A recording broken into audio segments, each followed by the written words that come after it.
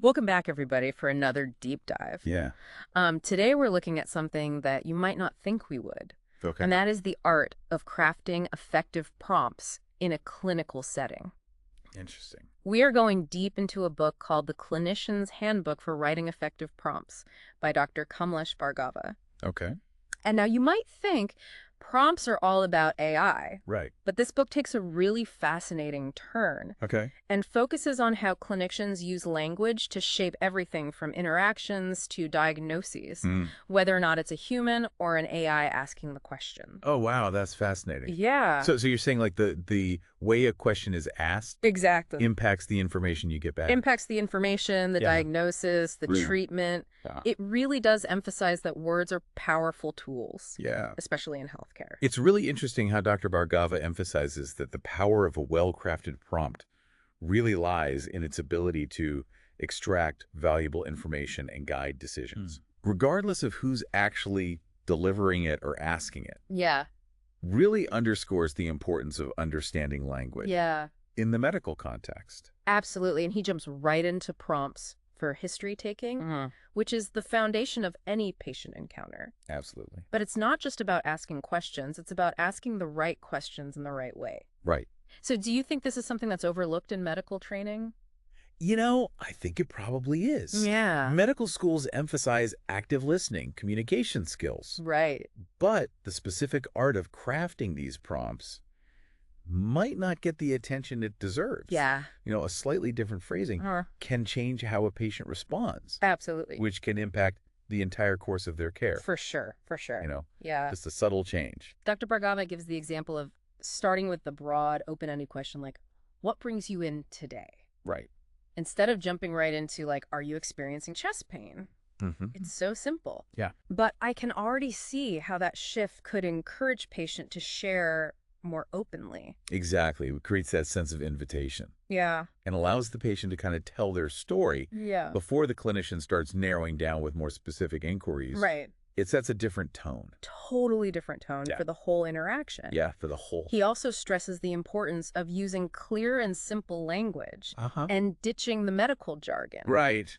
I imagine that can be a tough habit to break for some clinicians. It can be, but it's crucial for ensuring patients understand what's being asked Yeah.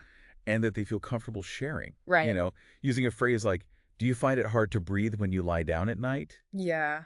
Instead of, do you experience nocturnal dyspnea? Right. Can make all the difference. No more blank stares from patients. Exactly right. But beyond those initial questions, Yeah. how do we keep that flow of information going?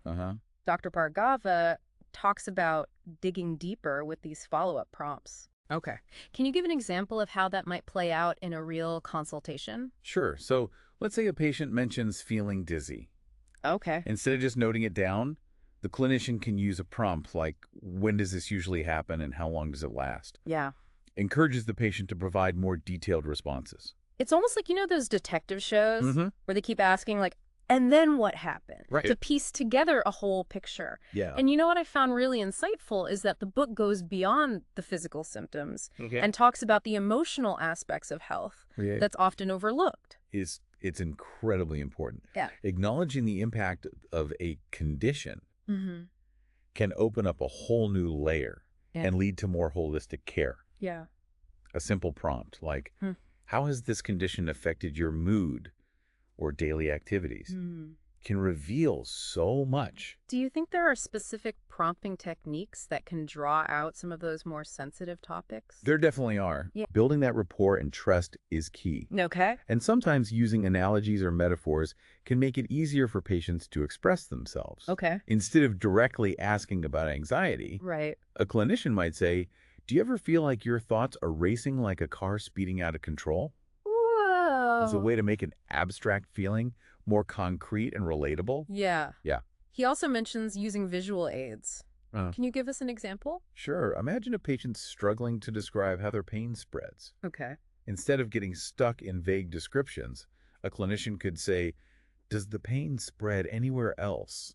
Like from one point to another, similar to how ink spreads on paper. Gives them a visual anchor. I like that. Yeah. Helps articulate something that they might not have been able to put into words. Exactly. It seems like this section on history taking really lays the foundation for everything that follows. Right. But are there any downsides to focusing so much on these prompting techniques? Could it make consultations feel too structured or scripted? It's a valid concern. Yeah. The key is to use these techniques as a framework, not a rigid script. Right. The goal is to enhance communication, not stifle it. Yeah. It's about finding that balance between being thorough and maintaining a natural flow. It's all about balance. Yes. It takes practice, experience. Yeah, for sure. And that sweet spot is where the magic happens. Yes. Well, let's move on to the next section of the book. Okay. Prompts for diagnosis. All right. This is where things get really interesting. Yeah. We're moving from gathering information to making sense of it all. It's where the detective work really begins. Yeah. And Dr. Bhargava gives a very clear, structured approach for crafting prompts that guide that thinking. He emphasizes the importance of being clear, concise, and systematic in how we present information. Okay, so give me an example. So he gives the example of starting a prompt with a concise description of the patient's demographics, like a 45-year-old female presents with. Okay. So it's like setting the scene for medical mystery. It is. Right. It immediately paints a picture and helps to focus the diagnostic process. And then what? And then you move on to describing the symptoms in a way that is accurate and to the point. Okay. For example, complains of acute lower quadrant pain persisting for 6 hours. So no rambling. No rambling. Vague descriptions. Be concise. Got it. What comes next in this diagnostic prompt puzzle? Including relevant medical history. Is crucial. Right. A concise statement like, patient has a history of type 2 diabetes and hypertension, can provide valuable context and help connect the dots. It makes you realize how much past medical conditions can influence the current situation. Absolutely. But what about things that aren't present? Dr. Bhargava talks about pertinent negatives. Yes. Could you explain what those are and why they're important? So pertinent negatives are findings that are absent, but help rule out certain possibilities. For example, denies fever vomiting or any changes in bowel habits. Right. This helps narrow down the potential diagnoses and avoid unnecessary testing or treatment. So it's all about being specific. Yes. What's there and what's not. Yes, be specific. Context is also crucial. Absolutely. In these diagnostic prompts. Providing details about the patient's life, such as recent travel or exposure to certain environments, can be incredibly valuable. Okay. Imagine a prompt that includes recently returned from a hiking trip in a Lyme disease endemic area. Yeah. That one detail could completely change the direction of the diagnosis. It's like piecing together a puzzle. It is. Each piece of information, whether positive or negative, adds to the picture. Adds to the picture, absolutely. Dr. Bhargava also emphasizes the importance of establishing a clear timeline for the symptoms. Yes.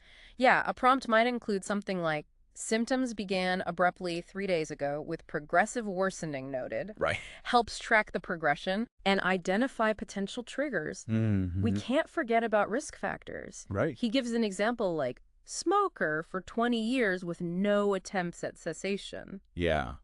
Seems obvious, but I can see how those details could easily get lost in a busy clinical setting. It's easy to get caught up in the immediate symptoms. But those long-term risk factors are crucial for understanding the full picture and making informed decisions. Speaking of making decisions, he also suggests incorporating clinical markers from the physical exam into the prompts as well. It links the objective findings to the patient's symptoms and history, further refining the process. So what would that look like in a prompt? A clinician might say something like, noted to have a resting tremor and rigidity during the examination. So bringing all the pieces of the puzzle together. Yes. But where do we go from there? Okay. How do we use these carefully crafted prompts to arrive at a diagnosis? That's where the final piece of the prompt comes in. Dr. Bhargava stresses the importance of ending with a specific question or decision point. Okay. Something like, what is the most likely diagnosis and what initial management steps are indicated?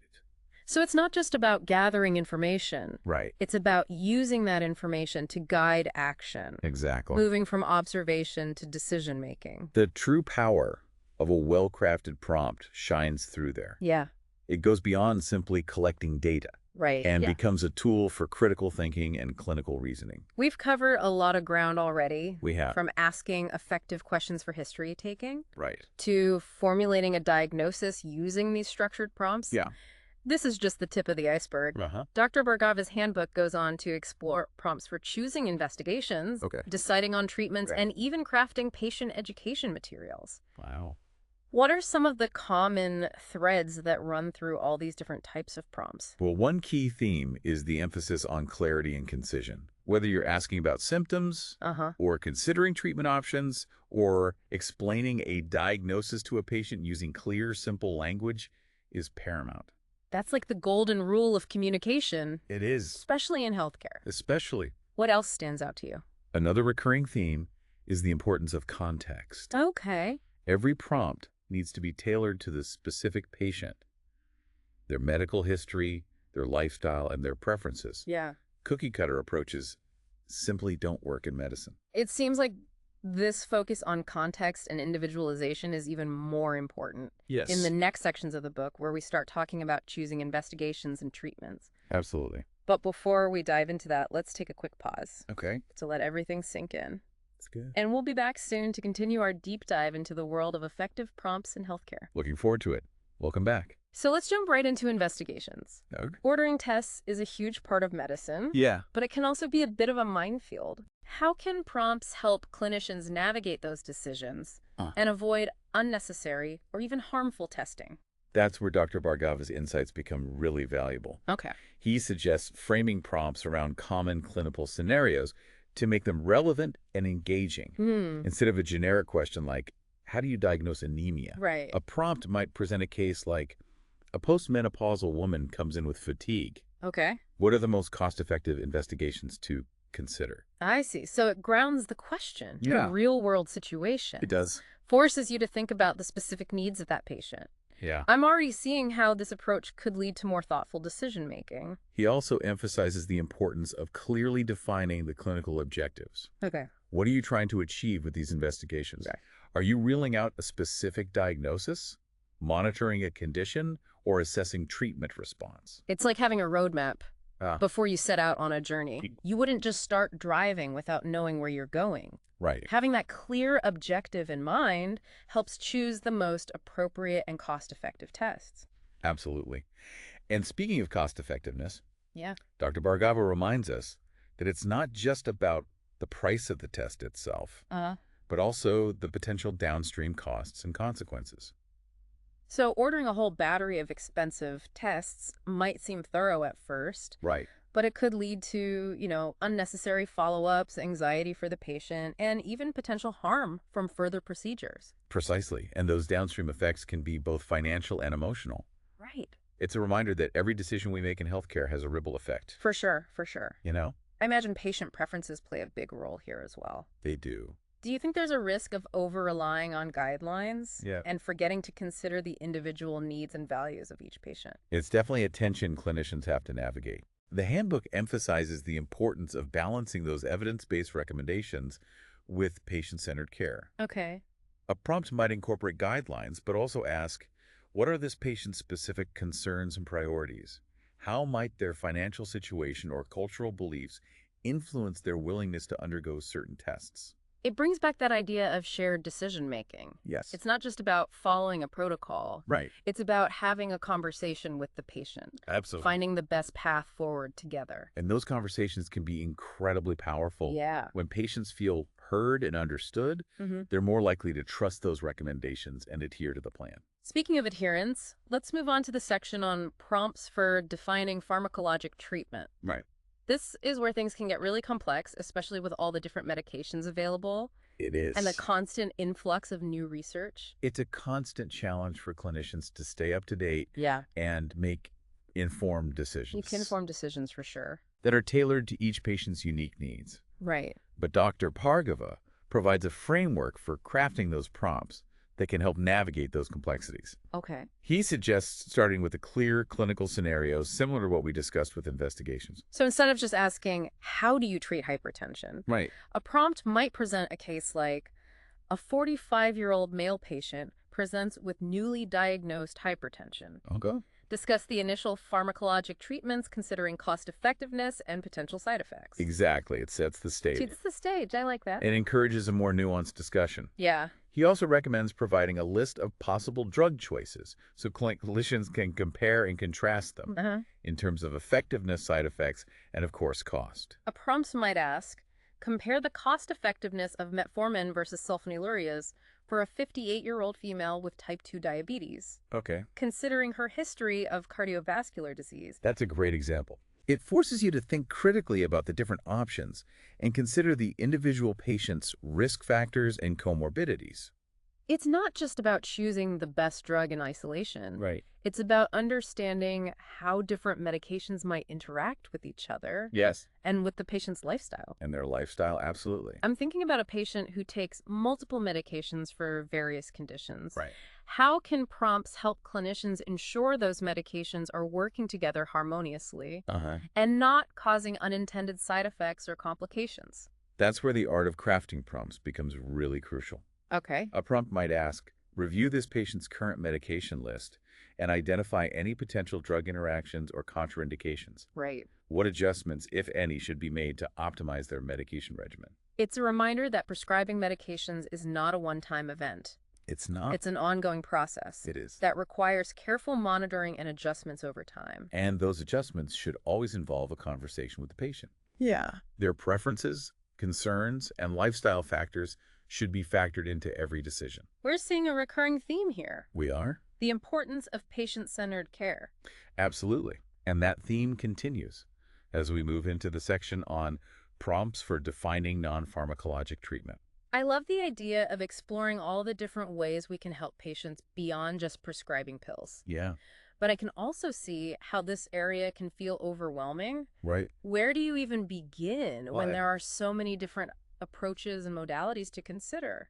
That's where Dr. Bhargava's structured approach to prompting can be incredibly helpful. Okay. He suggests starting by clearly specifying the clinical condition and patient characteristics, All right. instead of a vague question like, what are some non-pharmacologic treatments for anxiety? Right. You might present a case like, a 30-year-old woman with generalized anxiety disorder is seeking non-pharmacologic treatment options. Okay. She is also concerned about the potential side effects of medications. Mm-hmm. What recommendations would you consider? It's like painting a portrait of the patient with all their individual needs and concerns.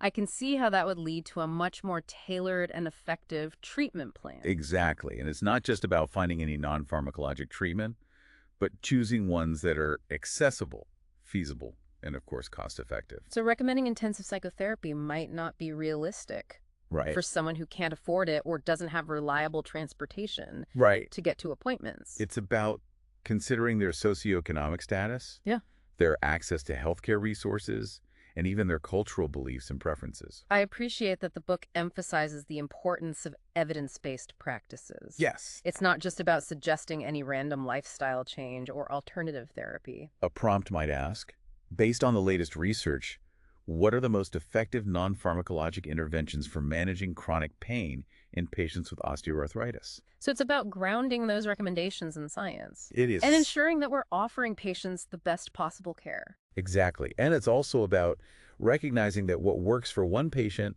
might not work for another. Right. Non-pharmacologic treatment is not a one-size-fits-all approach. It seems like there's a lot of overlap between the principles for crafting prompts related to pharmacologic and non-pharmacologic treatments.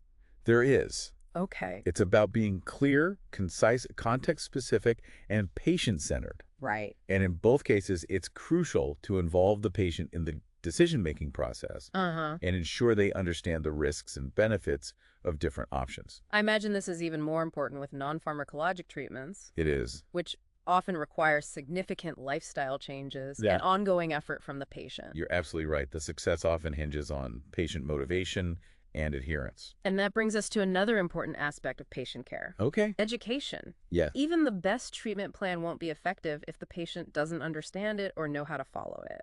That's why Dr. Bhargava dedicates a whole section to prompts for writing patient education handouts. Interesting. He provides some really insightful guidance on how to create materials that are clear, engaging, and empowering for patients. I'm really curious to hear more about this. Okay. What are some of the key principles he highlights? The most important principle is to start with the patient's perspective. Okay. What are their concerns? What do they already know about their condition? What information do they need to feel empowered to manage their health? So it's about meeting patients where they are and Yes, tailoring the information to their individual needs and learning styles. exactly. And just like with all the other prompts we've discussed, using clear, simple language is crucial. It's hard. It is. Supposed to remember that. Avoid medical jargon and aim for a readability level that is appropriate for a broad audience. I can see how that would be challenging. It can be, Yeah, but it's a skill worth developing. for sure. Dr. Bhargava also encourages the use of visuals to Okay. make the information more engaging and memorable. Diagrams, charts, and pictures can help to illustrate complex concepts and break up large chunks of text. It makes me think about how we learn as children. Mm-hmm. We don't just absorb information from lectures. Right. We learn through play, through visuals, through stories. Right. It seems like we should be applying those same principles to patient education. I agree. And speaking of stories, Yeah? Dr. Bhargava also suggests using case studies or patient testimonials to make the information more relatable and impactful. I like that that's a really good idea. It helps patients see themselves in those stories and understand that they're not alone in their experiences. Right. And it can also help to build trust and credibility. They can. When patients see that others have benefited from a particular treatment or approach, they're more likely to be receptive to trying it themselves. Absolutely. It seems like there's a lot of potential for using storytelling in healthcare, not just for patient education, Right. but also for building rapport and fostering empathy. I agree. But I'm also wondering, are there any potential downsides to using prompts in this way?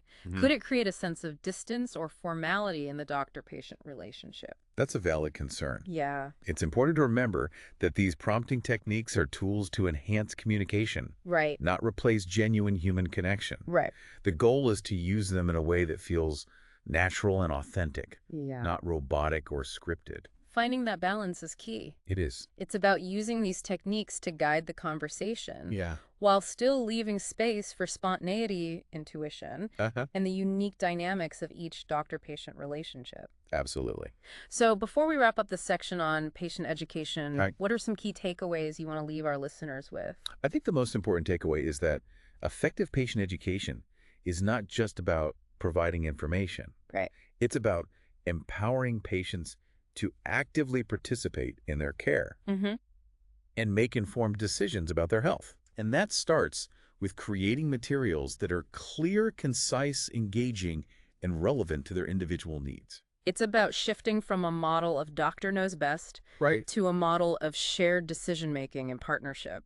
Exactly. And I think that's a powerful shift that can ultimately lead to better outcomes for everyone involved. I agree. We've covered a lot of ground in this deep dive, exploring how prompts can shape everything from history taking and diagnosis to choosing investigations, Yeah. deciding on treatments, and crafting patient education materials. It's been fascinating It has. to see how those seemingly simple questions and statements can have such a profound impact on the way we practice medicine. Before we wrap up entirely, Yeah. what are some of the broader implications of this focus on prompting? How do you see this approach influencing the future of healthcare? That's a great question, and it's one that's on the minds of many healthcare professionals. I bet it is. The rise of AI and machine learning is already having a significant impact on medicine, and it's likely that prompting will play an even bigger role in the future. Are you thinking about AI-powered chatbots I am. that can gather information from patients or even suggest diagnoses or treatment options? Exactly. These technologies have the potential to revolutionize the way we deliver healthcare, making it more accessible, efficient, and personalized. But it's important to remember that these tools are only as good as the prompts that drive them. They are. So the skills we've been discussing in this deep dive, Yeah. crafting clear, concise, context-specific, and patient-centered prompts Right. will become even more essential in the future. Absolutely. And I think it will require a shift in how we think about communication in healthcare. Okay. It's not just about talking to patients, but about engaging them in a dialogue, understanding their needs and preferences, and working together to achieve the best possible outcomes. It sounds like this focus on prompting is not just a technical skill, but a philosophical shift that has the potential to transform the entire healthcare landscape. I believe it is. Yeah. And I think it's a shift that's long overdue. This has been an incredibly insightful conversation. It has been. Before we move on to our final thoughts, let's take a brief pause That was good. to reflect on everything we've covered.